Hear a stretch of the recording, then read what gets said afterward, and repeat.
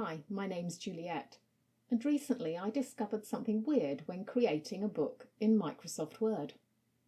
Something that might be important if you're a writer of very short stories to specific word counts. Here on the left is a story highlighted in Scrivener 3 for Windows. You'll see it says 417 words. The same story highlighted on the right in Microsoft Word says 421 words. How can that be? Well, there are 4 of something in that story that Microsoft Word is counting as a word. Yes, it's the ellipses.